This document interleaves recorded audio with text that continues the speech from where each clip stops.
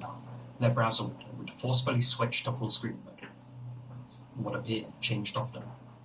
One of the many central videos was a medical recording of pork tapeworm cysts being squeezed from a human liver.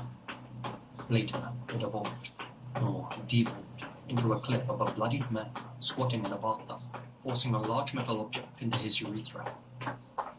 Flashing incessantly behind the central video was a rapid-fire montage of pure depravity. These images also changed often, and included a man whose face had been mauled by a bear, another of a person who held onto a firecracker for too long, photoshopped corpses, dogs being skinned alive at meat markets, another ambiguous score. Alt F4 wasn't an option. Trying to exit the site would only result in a dialog box pop-up, a known JavaScript trick that prevented escape. Kekma.ga spread like wildfire through word of mouth, drawing millions of eyes. And just like with Women's Alliance, Obama defended his speech, stating that he gave every visitor a chance to turn back, and, mostly due to legal concerns, he chose not to include malware. But the site itself was a virus of another kind, not one that infected your system, but your brain. Those most indoctrinated described themselves as the Kekma crew, so-called members of Gamerkind, who created hateful content targeting women and minorities. Kekma was blacklisted in many countries as a result. The site continuously reincarnated, from Kekma.ga to Kekma.xyz, and finally to Kekma.net. Though it never truly broke through to the mainstream, it didn't need to. It slipped between the cracks and corrupted many a developing mind. Young people, who, if anything, were only drawn in by the warning on the landing page, thinking it was all part of the joke. And then the joke became tricking other youngsters with the same link. Online violence isn't a new phenomenon by any means, but it is certainly becoming more prevalent and being shared more casually. And with so much real-life horror and hate just a click away, children aren't just being exposed to it, they're learning to laugh at it. Just look at the recent epidemic of AI gore on TikTok, where real-life tragedies are being filtered through apps like Rumble and given a Minions or Lego paint job. These clips aren't just being made for children, but by them, for them, and posted by those already desensitized, thanks to sites like Kekma. In February 2022, without warning, Kekma.net shut down.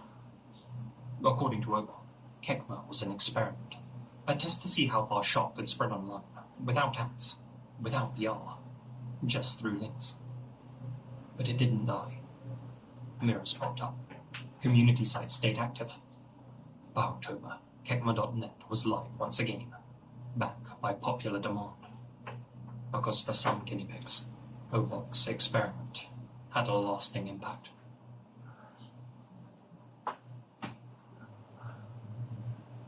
You've probably never heard of names like Spokeo, Truthfinder, or Beam Verified, but they've definitely heard of you. These are data brokers, and their entire business model is harvesting your personal info, your name, your address, your phone number, and selling it to anyone with a credit card. This is what they've got on me, and probably on you too. Pages of eerily specific details, neatly packaged and indexed.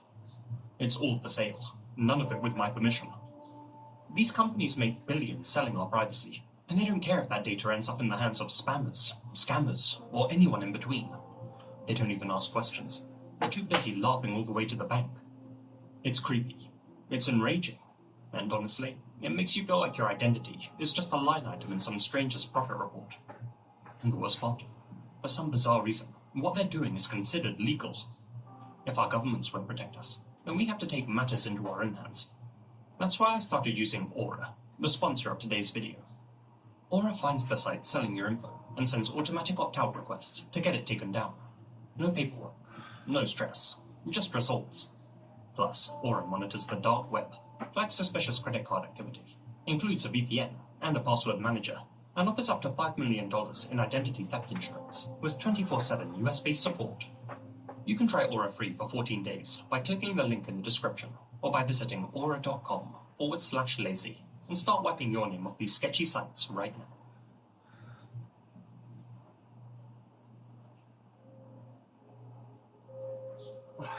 A special thanks to Martin H. for bringing this entry to my attention.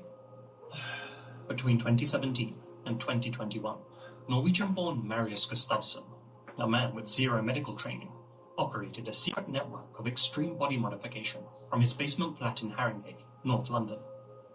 But he wasn't offering tattoos or piercings. Gustafsson's service was far more radical and far more dangerous. What he offered was nullification surgeries. In the underground body mod scene, nullos are people, almost always men, who've had their reproductive organs removed. Most identify as having had their gender nullified, with many opting for a nulloplasty, a completely smooth look down there, akin to an Action Man or G.I. Joe. For some, it's about identity. For others, it's a fantasy or a mental compulsion. But for Gustafsson, it was a business. You see, online, Gustafsson went by a different name, Eunuch Maker. On his website, theem.com, he targeted those with body integrity identification disorder, a rare condition characterized by a persistent and intense desire to have body parts removed, usually because they feel like foreign objects. Specifically, Gustafsson offered to turn people into nullos for low prices.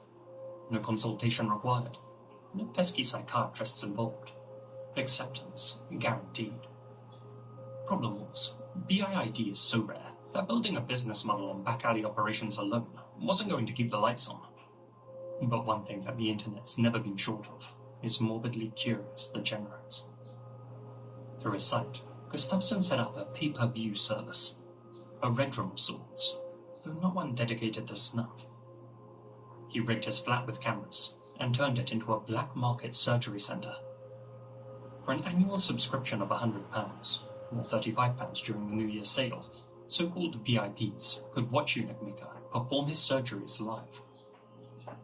Through encrypted forums and online groups, Gustafsson recruited volunteers, young men, one as young as 16, who had fallen deep into the online nullo rabbit hole. He offered to remove any unwanted bits and pieces, free of charge, provided they didn't mind the procedure being live-streamed. Then, for the viewing pleasure of his paying customers, he'd give his victims kitchen table surgeries, amputations, castrations, and penectomies, using makeshift tools like kitchen knives and livestock gloves. Some procedures involve slicing, or even worse, crushing the patient's most sensitive parts. Others included electric shocks, sub-zero freezing, or injection with various chemicals. He even branded his patients with the initials EM using a red-hot iron. To drive engagement, Gustafsson sometimes played a dice game live on stream to decide which body part should be removed next. Given how crude these life-threatening operations were, things inevitably went wrong, usually as a result of blood loss. During one episode, a patient was caught crying, "I don't want to die," while he hemorrhaged. Several patients had to be rushed to hospital to be saved by actual medical professionals, and at least one client lost function in his hands.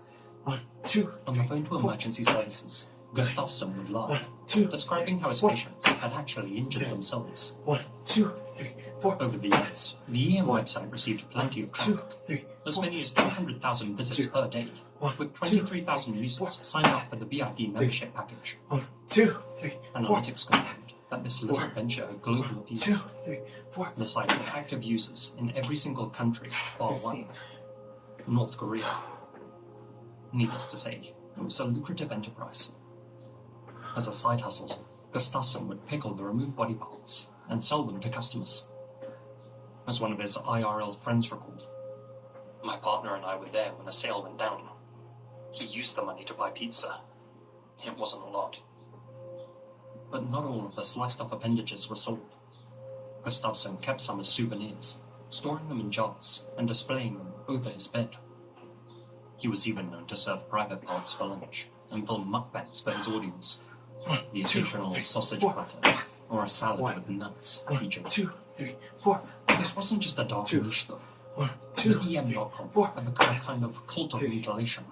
Gustafsson surrounded himself with acolytes, fans, and partners who helped to spread his influence. For years, nobody stopped him. He even had his closest followers perform procedures on him. In his words, he'd had himself turned into a handle with nothing down there. Additionally, He had his left leg frozen with dry ice. 1, 2, 3, 4. From then on, he had to use a wheelchair and claimed £18,000 in disability benefits from the government. 1, 2, But 3, his 4. business would come crashing down in 2021 when one courageous victim approached Devon and Cornwall police with a USB 2, 3, 4. that contained over 5,000 WhatsApp messages, more than 100 images, and multiple videos, all documenting what had been done to him. He described how he had been drugged before the backstreet surgeon began cutting into him with a scalpel. At one point, he said that he was strapped to a bed and electrocuted. A digital viewing team of 6 officers watched over 400 hours of footage to help identify Gustafsson's numerous assistants.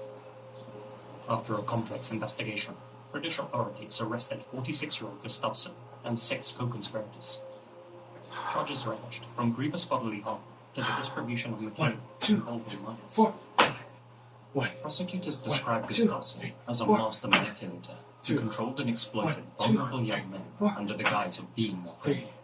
1, 2, For his victims, they said, the horror was both physical and psychological. 3, 4. Some of them later admitted to feeling coerced, 2, misled, or even brainwashed into becoming nulls. 2, 3. Others said that they were mesmerized, seeing a calm and confident movement in the flesh. In response, his defense team played the Joker card, saying that the Norwegian only wanted to put a smile on people's faces, 10. both those he was transforming and those who were watching his live streams. 1, 2, Besides, all of his patients had consented to their procedures. 2, 4. But consenting to extreme body work 3. isn't a defense in the UK. 13. Aside from tattoos and piercings, pretty much every modification is illegal, or dubiously legal at best. Also, in May 2024, at the Old Bailey in London, Gustafsson was sentenced for life in prison, with a minimum term of 22 years. The judge described him as the architect of a deeply disturbing enterprise, one that blurred the line between consent and exploitation, fantasy and irreversible harm. Gustafsson showed no remorse, not for the crimes he had committed, nor for the lasting physical and psychological damage he had inflicted. 4. His story shocked even the darkest corners of the internet. 2, Gustafsson didn't invent the idea of nullification. 4. He did turn that subculture into something 2, predatory. 4. And even now, 4. remnants of his 1, network 2, remain. 4, 5. 5. 1, 2, 3, 4, 5. 6. 1, 2, 3, 4, 5. 7. 1, 2, 3, 4. Most towns have their fair share of abandoned 1, 2, buildings, 3, and most of them tell the same old story. 1, 2, 3, 4. Neglect, the slow decay of something that used to match it. 4, 5. If you were to go urban exploring in the rundown remnants of a former school, hospital, or factory, you'd likely find little else other than broken glass, rusty bed frames, discarded stationery, or the occasional mattress. Echoes of life, long since emptied out. But what one Chinese explorer discovered was anything but typical.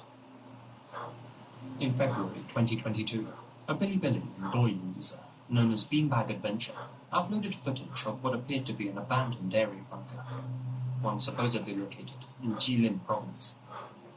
At first, the video felt like your standard Urbex fare. But as Beanbag ventured further through the upper hallways and rooms, he came across some unsettling items. Empty medical bottle, and are they still floating there as we speak?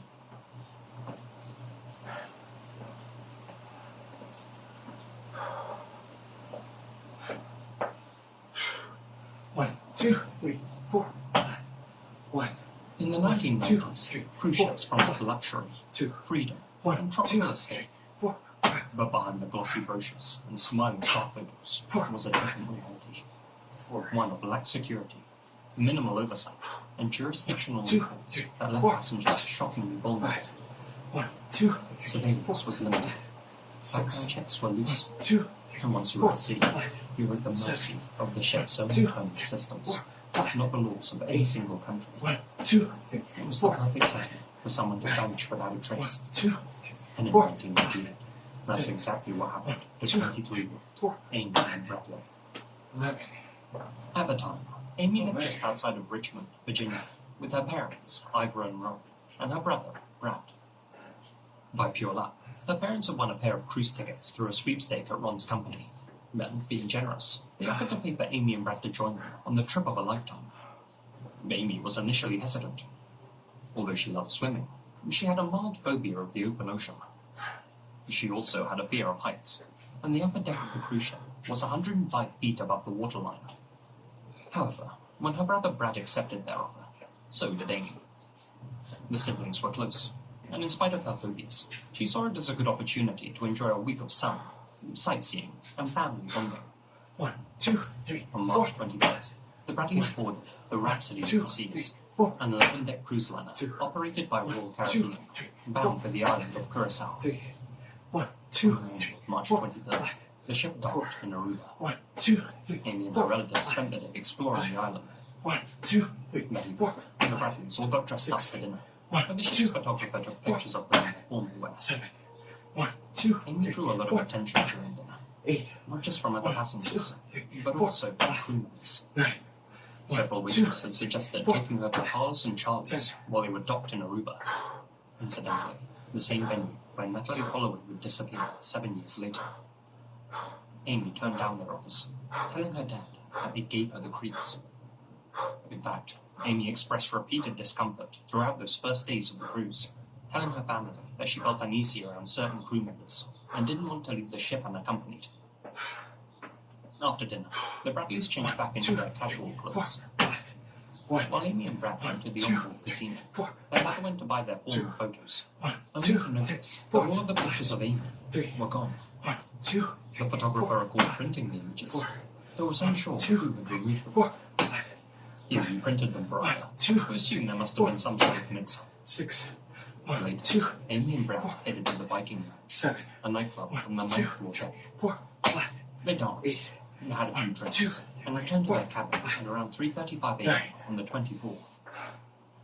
The two stayed up, talking on their balcony, discussing their upcoming plans for Curacao. Eventually, Brad went to bed, leaving Amy alone outside. At 5:30 a.m., their father, Ron Bradley, briefly awoke and looked out the window. Amy was still out on the balcony, and asleep on a lounge chair. I could see Amy's legs from her hips down, he would later report. I dozed back off to sleep. The balcony door was closed. I would have got up and closed it 2, otherwise. 3, 4, But when Ron woke again at 6 a.m., 2, that same balcony door had been half 2, opened. 1, Amy 2, was gone. 4, Her shoes, 3, ID, 1, and 2, belongings were still in the cabin. 4, In that 30-minute 1, 2, window, 3, she had 4, seen them evaporated. 5, But her cigarettes 1, were gone, 2, and there was evidence that she had changed her clothes. 6, 1, 2, Walking off in the early hours was completely unlike Amy. 1, Her 2, father knew that she would have at least left a note. 8, Thus, after spending half an hour searching the upper decks for Amy, Ron began to panic. The ship had just docked in Curacao, and early birds were already preparing to disembark. At 6:30 a.m., he alerted the crew and urged them to lock down the ship. "Don't let anyone off this boat," he told them. 4, "Someone has my daughter." 1, 2, His request for an announcement to be made over the intercom was rejected, 2, and the captain intentionally delayed a vessel-wide search, as he didn't want to cause alarm and kill the Calypso atmosphere. 1, 2, 3, Shortly 4, thereafter, the gangway was lowered, 1, and most of the ship's 2,000 passengers disembarked for the day. 1, 2, 3, If Amy 4, had been dead, this moment would have given someone the perfect window to smuggle her off. At 7:50 a.m., when the majority of passengers were already on the island, the crew finally made a single, quiet announcement. "Will Amy Bradley please come to the purser's desk?" She never did. Some crew members believe that Amy must have fallen overboard. Perhaps after waking up on the balcony, she had stumbled up and over the railing. That seemed to be the simplest explanation. But the Bradleys dismissed that theory quickly. Not only were the railings very high, and Amy very short, but she was also a former lifeguard and a strong swimmer. What's more, they were near the shore. Add to that her fear of heights and the open ocean, and her family was certain that she wouldn't have willingly come near the railing. 1, 1, 2, Others suggested that she could have already disembarked the vessel that morning. 2, The Bradleys stated that she had no reason to disappear. 1, 2, Instead, 4, they believed that someone on board knew what 1, happened to 2, her, 3, 4, and so did several other passengers. 1, 2, 3, When 4, news of the incident spread, 6, two witnesses came forward, claiming to have seen him at 5:45 a.m. taking a glass elevator to the top deck supposedly in the company of a Royal Caribbean employee. That employee was later identified as Alistair Young Douglas, bass player for the ship's band, Blue Orchid. 1, 2, 3, The third 4, witness claimed to have seen Amy White at 6 a.m., 1, 2, just 3, before the ship 4, docked at Curacao.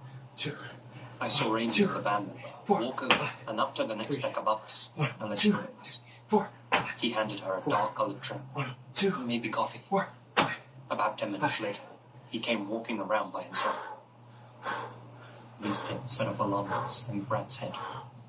Before Amy's disappearance had been publicly announced, Yellow had approached him and said, "I'm sorry to hear about your sister." 4, 1, When an editor on two, board named Chris four, Fenn heard about Amy's disappearance, 1, he checked 2, video footage taken four, at the Viking Lounge the night prior. 1, 2, Here, four, his cameraman had inadvertently four. captured these shots of Amy dancing with a bald-headed man. One, Alistair Yellow Douglas. Curiously, Chris would later receive a call from the ship's head of 1, security, 2, 3, one, 4, Lou Costello, and was told that he would need to hand two, over the master tapes. 4, Chris two, refused to give them up, 1, 2, fearing that the cruise four, company wanted to erase as much evidence as possible to protect their image. As if to confirm his suspicion, Royal Caribbean lawyered up almost immediately and shut down all communication with the Bradley family. 1, The company was no stranger to controversies, with their ships having been the setting of multiple essays and deaths in the past. 1. After being identified as a possible suspect, Yellow was questioned by the FBI on March 25th. He admitted to dancing with Amy at the nightclub and claimed that they parted ways at about 11. Apparently, he took the staff elevator, and she walked off in the opposite.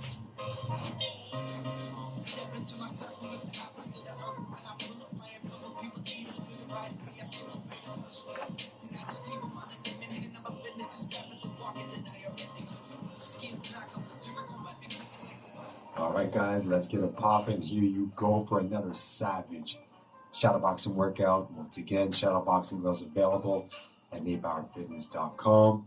And check it. Savage means 1 minute max in your HIIT workout. Badass. It's 20 seconds at 80%. You work the same protocol.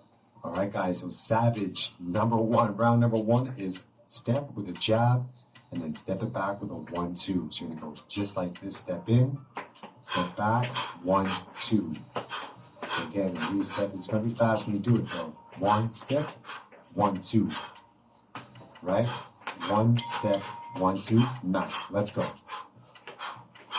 1, 1, 2. 1, 1, 2. Here. 1, 1, 2. 1, 1, 2. Let's go. So again, you have strong footwork. Push in. Push out, let those hands go. Have some fun with it. Make sure you're breathing strong, so you breathe on every punch. Right? So you're gonna realize you gotta let the breath fly. Don't hold your breath. Let your arms flow through the movement as you're breathing. That's gonna give you more work capacity throughout this session.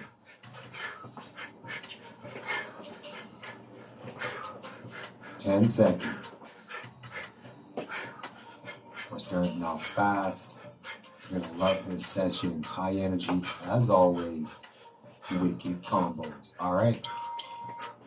And this one is a 1-2, 1-2 non-stop. That's a jab cross, non-stop. 20 seconds. Here's your quick demo. You guys know these ones, right? Look at that. Non-stop. You got it? Let's go. Did it not work? Come on. 20 seconds of work. 1, 2, 1, 2, 1, 2, 1, 2. See that? 3, 2, 1. Let's go. Set number 2. After a quick rest, so set 2 of 3 coming up. Again, step into the jab, step back. 1, 2. Again, you want to think about being nice and flowy and controlled, fluid with your combos, guys. Keep your chin down. Keep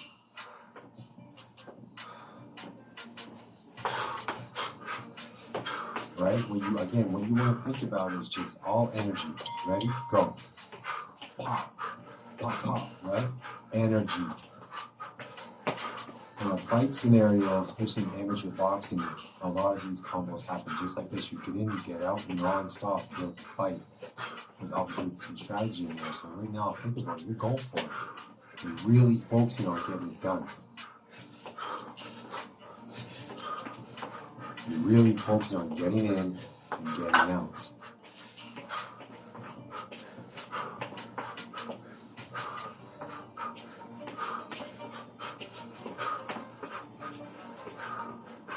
Come on, 1, 1, 2, 1, 1, 2, 1, 1, 2, 1, 1, 2. 15 seconds. Stay on your legs, keep your chin down. When you're visualize a target in front of you, you hit that same target every single rep. Same target, just different parts of that target. 1, 2, 1, 2, non-stop. And look at set number 2, go. 20 seconds. Keep doing your 1, 2s, you're breathing, you get a little bit of hip rotation in there. You're crushing out the target. You're too good to slow down. Period. 3, 2, 1. Again, we're going to do a quick rest and hook up. Set number 3 of round number 1. So here you don't want to stand still. You want to move around a little bit, shake out your arms, mentally focus on the next round, the next set, and just get ready to go in 2 seconds. Just get ready to go, people. Come on. You know the combo, you know the feel, you figured it out last set. Now put it to work, max intensity. Let's go.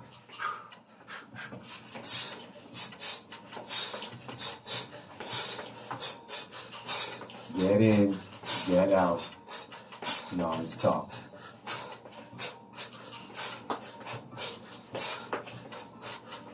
Keep pushing. Again, I want control, fluid combinations. You see the target, you're attacking the target, and then backing up out of the way with 1 step. Less than 30 seconds. Don't even consider slowing down.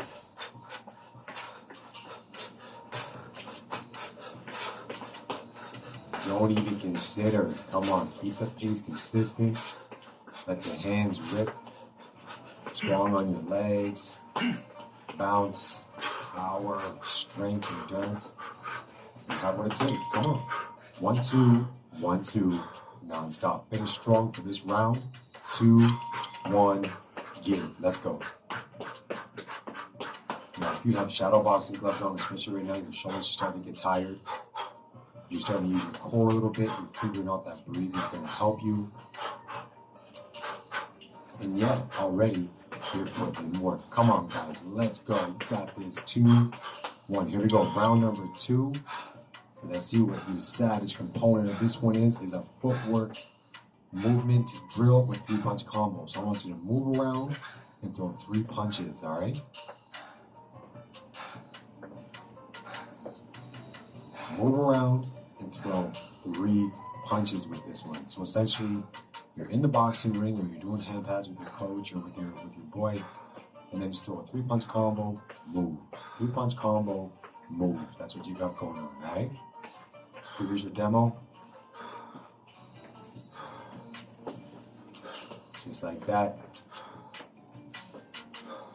Whatever you want, whatever combination you want, guys. Move and throw. Let's go. Get it.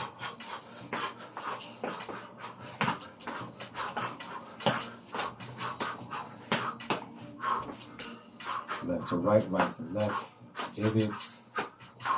You just work in and out. How deep is your archive? What's in your arsenal of combinations? You gotta figure it out. You gotta put it together, put it together. Defense after 3 punches. Different tempos, 30 seconds. You're having fun with this one, guys. You're having fun with this one. Triple jabs, double right hand, left hook. Mix it up. Be savage, be badass, have some fun.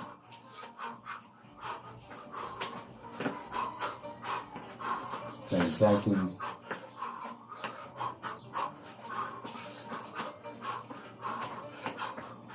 3, 2, 1. Yeah. Duck left, 3-2, and then a 1-2, 1-2 non-stop. Here's what it looks like.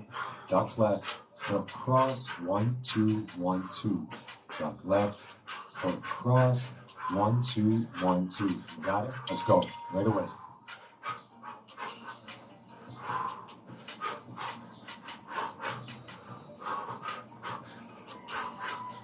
It's only 20 seconds. This one goes by fast, so put some effort into it. Give me a strong whippy duck when you come up out of that and let the hands go. Beautiful. Let's go. Short rest. And again, while you're here, you're shaking out your hands. You're bouncing around a little bit. You're in preparation mode for the next set. You're having some fun. You know it's a footwork with 3-punch combinations and a freestyle scenario coming up next, alright? Put it to work. Now, let's go.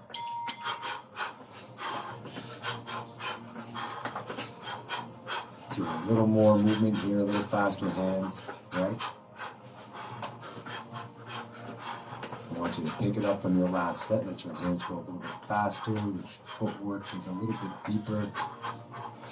In terms of your angles, different movements, in and out, a little bit stronger. You're good. 30 seconds, come on.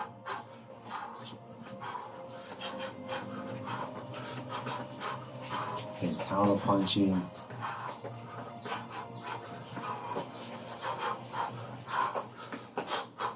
Make aggressive attacks. Retreat fire. Right? Shift for your hands. 3, 2, 1. Let's go. Duck left. 3, 2, 1, 2, 1, 2. Non-stop. This one's gonna happen quick. Go. Come on.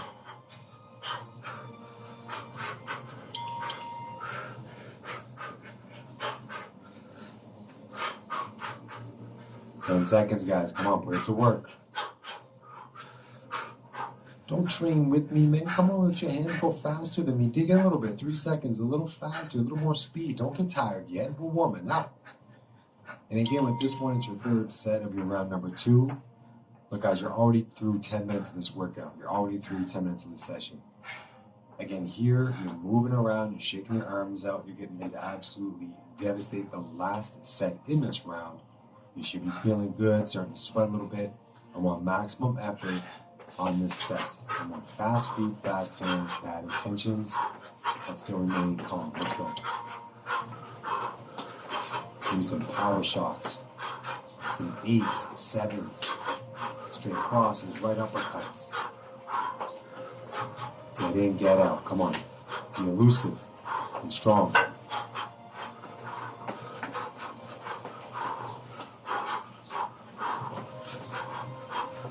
Strong jabs. Different tempos.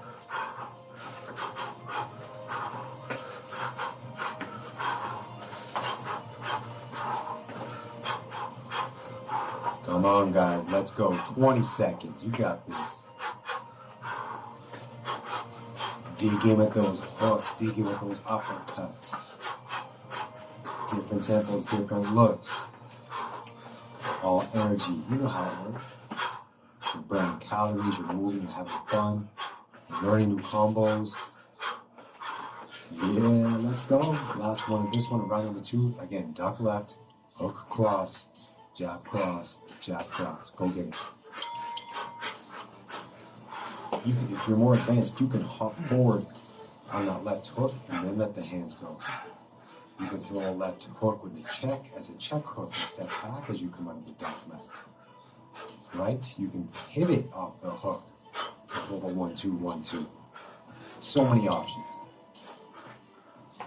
We have round number 3 coming up, crew. And again, with this one, we're going to be doing some squat rotations. You're going to drop down to the floor. You're going to rip that hand across your body. You know, oftentimes you do this as part of a warm-up, but we're already warm, so we're going to put some effort into this one. So again, savage, squat, rotational cross. So bring that hand across your body and let it go. This is what it looks like. And I want a strong squat. Bring it all the way over like that. Turn. Boom. right? Squat, up, turn, boom, just like that. Ready? Get it, come on. Now I'm going slow here just to show you the first couple, but I want you guys to still start working faster than me here, come on. See that?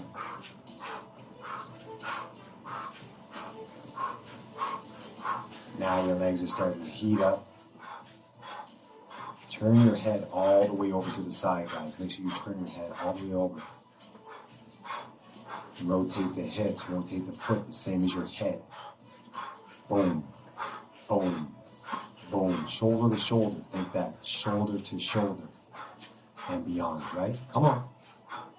Squat, turn, squat, punch, squat, turn, turn.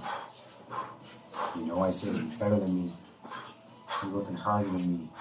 You're doing what you gotta do. This one is an 8-5-2 slip right. So it's an overhand right, left uppercut right hand, then slip to the right. Check this out. Boom, boom, boom, slip it. Boom, boom, boom, slip that. See?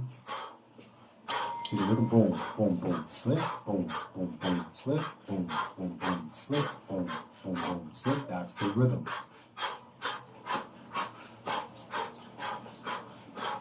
Keep pushing. Own this.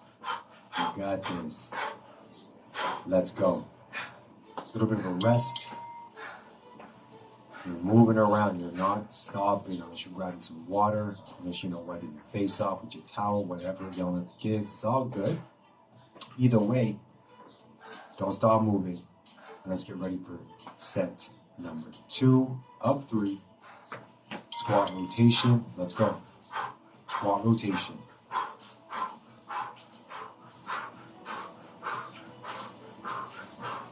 You got it. That's it, guys. Come on. You get the full body shot so you see exactly what's going on. Down, turn, down, turn, down, turn. Come on.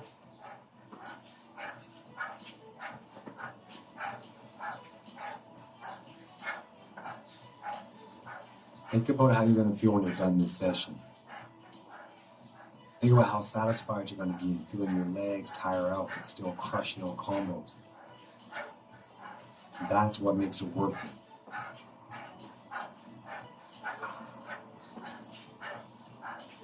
Don't slow down. Do not slow down. Right to the end. Right? Faster than me. Excellent. All right, guys. Again, 8-5-2 slip right. You do not need a demo. You just need to go for it. Go. Come on. 8-5-2. That slip in there. Do your thing.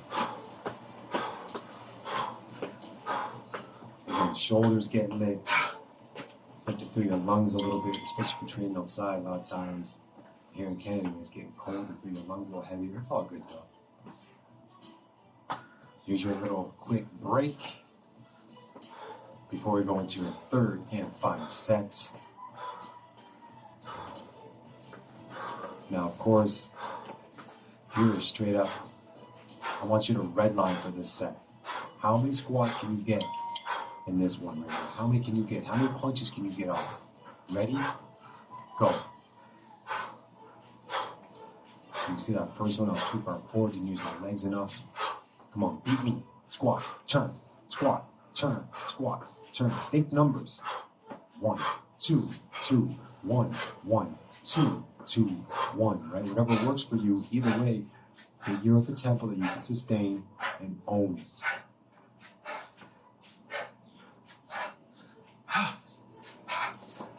Come on, less than 30, crew. Less than 30. More than me. Come on, keep pushing. You got this. Keep pushing. Don't slow down. See, I'm teasing you like I'm slowing down. I'm not slowing down. You're beating me. Come on, beat me to the job here. Beat me my own work. Let's go. There you go. 8-5-2. Finish up strong for these rounds. You got it. You got it. Come on. 8-5-2. Slip. Remember the rhythm? Pop, pop, pop. Slip. Boom. Pop, pop. Slip. Boom. Pop, pop. Slip. Again, you can think numbers. 8, 5, 2, slip, 8, 5, 2, slip, right? Whatever you're gonna do to get that rhythm and get those combos off. All right, guys. Next round. While you recover a little bit, you can hear yourself breathing out, don't you? Right?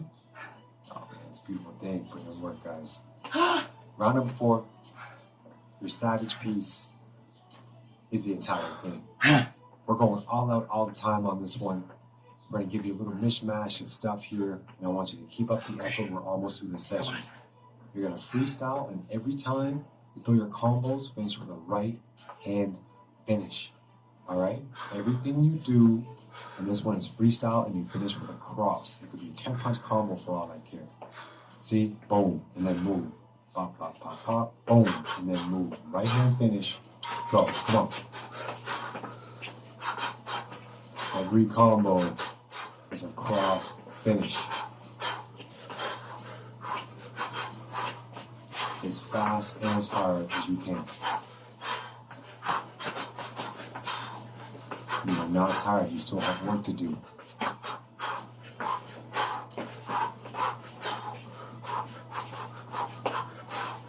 Yeah, every punch, every combo, a cross finish. Body or head, off a pivot, off a duck, off a slip, doesn't matter. Your power hand is the right hand, and that's when you're finishing. That's how you're finishing the combos. Come on. See the energy? Energy, guys. Come on. Get it. Come on.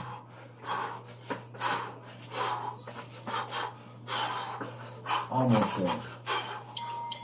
Next up is a 1, 2, 3 body, 2, 3, 2, slip right, slip left, and then a jump squat. Check this out. Watch. 2, 3, body, 2, 3, 2, slip, slip, jump. See that? Come on, guys, own this one. 1, 2, 3, body, 2, 3, 2, slip, slip, jump. One more time. 1, 2, 3, body, 2, 3, 2, slip, slip, jump. Go.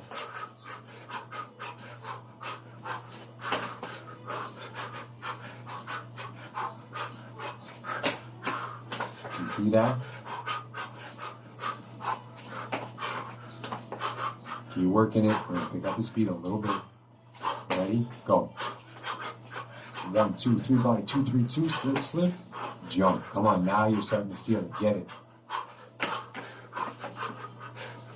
Come on, get it.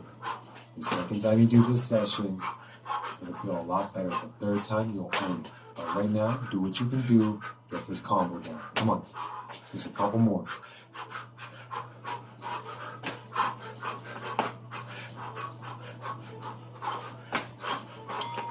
Yeah, last one. Switch dance 1, 2, switch dance 2, 1. You did this in the last session. Squat, switch 1, 2, squat, switch 2, 1. Non-stop. Again, looks like this. Boom. Switch 1, 2. Boom. Switch 2, 1. Ready? You got that now? Maximum, guys. This is your last one. Let's go. I need you guys to push all the way through this last piece at my speed to finish off the maximum effort in this Savage HIIT workout session number 2. Come on.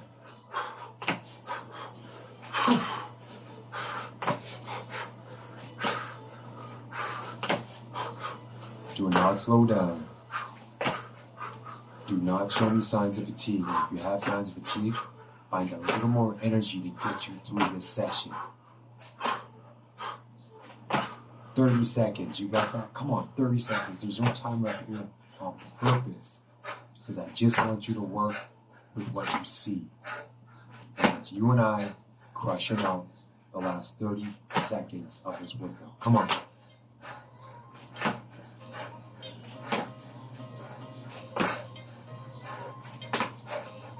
Keep pushing. Stay with me. Stay with me, guys. Ladies, push with me. Come on. If this is the first time doing my sessions, welcome. Now you know what to expect. Way to the end, though. We're almost there. Guys, 5 seconds. Come on. 6, 5, 4, 3, 2, 1. Officially done. Beautiful work, crew. Oh, man. Oh, I gotta finish there.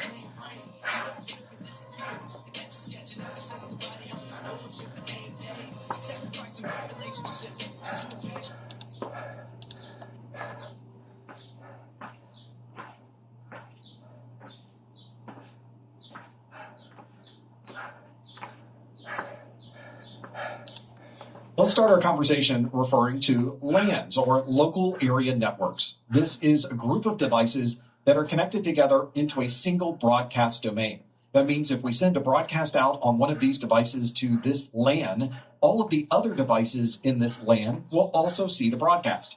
Over on this side, we have a separate switch, and because it is a separate switch, it is a separate broadcast domain, which means any device on this network that sends a broadcast would only be seen by other devices connected to that same broadcast domain. That means if we send a broadcast over on the red network, no devices on the blue network will be able to see that broadcast because this is a single broadcast domain that is separate from all of the other broadcast domains.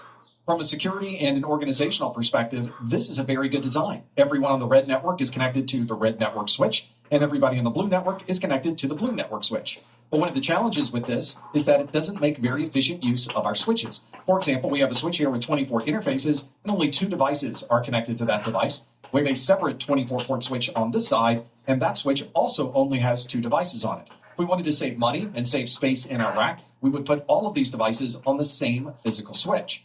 But when we do that, we have a problem with all of these devices being on the same broadcast domain. Fortunately, many of our modern switches have the ability to configure a virtual local area network, or a VLAN. A virtual local area network means that we can assign different interfaces on a switch to belong to a particular VLAN. This is a very good example of combining 2 separate switches into one single switch, but then assigning different interfaces to different VLANs. That means we can have some interfaces on the switch on the red VLAN and other interfaces on the switch on the blue VLAN. And because these VLANs are also separate broadcast domains, if we send a broadcast from any of these devices on the blue network, that broadcast is only seen by other devices on these blue network interfaces. The same thing applies for the red network. If we send a broadcast on a red network device, only devices that are part of that VLAN will be able to see that broadcast. Now we have a single switch with a single power source taking up the space of a single switch in one rack, and we're able to support multiple VLANs on that same physical device. This is obviously a much more efficient way to combine these network interfaces together, and it's a way that we can take what used to be 2 physical devices and now have them running on one single device with logical separation between these different interfaces. We can support many VLANs on a single switch. This particular switch has been configured with 3 separate VLANs, and we can have some devices connected to VLAN 1, which is the gate room. We have other devices that are connected to VLAN 2, that's the dialing room, and then VLAN 3 is the infirmary. The devices on one VLAN are not able to communicate to devices on the other VLANs because they have been put into a completely separate broadcast domain. From a networking perspective, there might be a good reason to allow these different VLANs to communicate to each other. And in that particular case, we need a router to be able to route information from one VLAN to another. Some switches allow you to configure routing functionality within that switch itself, or you may use an external router just to provide communication between these different VLANs. Another important service that you'll find on most people's networks is a VPN, or virtual private network. This allows devices to communicate to each other across the network, but it encrypts all of the data that's being sent over the network. If someone was to capture that data and view it in a packet capture program or something similar, they wouldn't be able to understand anything that was being sent back and forth between those devices. There's usually a specialized device that is able to encrypt and decrypt this information in real time. We refer to that device as a concentrator. This is usually built into a firewall or some other type of purpose-built appliance. This allows everyone to connect to a central concentrator, which is then responsible for converting between the encrypted data coming across the network, decrypting that so that we can view it on the inside of our network, and reversing that process to send information back to the originating station. This is commonly implemented as hardware, but there are VPN concentrator solutions that are provided as software only that we can run on an existing server. Many operating systems have VPN client software that's built into the operating system itself, but you might also have third-party VPN software that you would then install into an operating system. If you've ever worked from home, then you've probably used a client-to-site VPN. The client would be you, the remote user at home, and the site would be a concentrator at a central point, usually at the edge of a much larger corporate network. all of the users and devices that are outside the building would connect to that Thank you, central guys. concentrator across the Thank internet. you, thank you. And that concentrator is obviously connected to the internal corporate God network. bless you. This means that all of the communication from the remote user